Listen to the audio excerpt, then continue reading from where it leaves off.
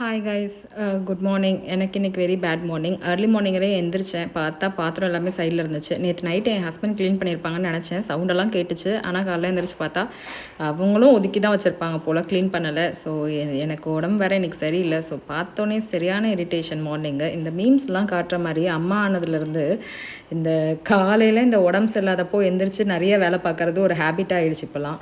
So சும்மா இருக்க நாளில் பண்ணாலே சிம்பிளாக முடிக்கலாம். ஆனால் இந்த உடம்பு சரியில்லாததில் அந்த இரிட்டேஷனில் பண்ணும்போது அந்த வேலை இந்த வேலைன்னு எல்லா வேலையும் எடுத்து பண்ணிவிட்டு ஃபுல்லாக கூடு தள்ளிட்டு தொடச்சிட்டு அதுக்கப்புறம் வாஷிங் மிஷின்லேயும் துணி போட்டாச்சு. சைட் பை சைட் பாத்திரத்தை என் ஹஸ்பண்டை வந்து கழுவ சொல்லாமல் நினச்சேன். சரி பாவம் தூங்கட்டும் அப்படின்ட்டு நானே இன்றைக்கி உட்காந்து கழுகினேன். அண்ட் எனக்கு கிச்சன் ரொம்ப நீட்டாக இருக்கணும். ஐ திங்க் இது ஓசிடி பிரச்சனை கிடையாது, எல்லா மாம்ஸ்க்குமே இருக்கிற பர்சனல் பிரச்சனை தான்.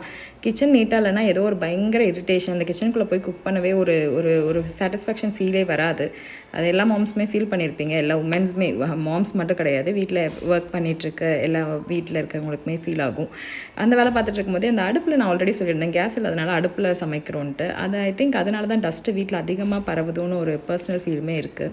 பிகாஸ் ஸ்டவ்வில் பண்ணுறதுக்கும் நம்ம விறகடுப்பில் பண்ணுறதுக்கும் நிறையா இருக்கும். அப்புறம் சிக்கன் காலையில் எடுத்து வச்சேன்னு சொன்னேன்ல, அதை உப்பு மஞ்சத்தூள்லாம் போட்டு கழுகிட்டு அதை ஓரமாக செட்டில் பண்ணி வச்சுட்டேன். எல்லா வேலையும் முடித்ததுக்கப்புறம் அந்த கிச்சனை நீட்டாக பார்க்கும் போது தான் ஒரு சாட்டிஸ்ஃபேக்ஷனே கிடைக்கும். ஸோ ஆனால் நேற்று நிறைய பிளான் பண்ணியிருந்தேன், சிக்கன் பிரியாணி பண்ணணும், அது பண்ணணும், இது பண்ணணும். எனக்கு இப்போ இருக்க வேலைக்கு எதுவுமே பண்ண தோணல. எதையாவது சிம்பிளாக பண்ணிவிட்டு மார்னிங் என் பையன் எந்திரிக்கிறதுக்கு முன்னாடி எதாவது செஞ்சு வச்சா போதும் அப்படின்னு ஃபீல் பண்ணிட்டேன்.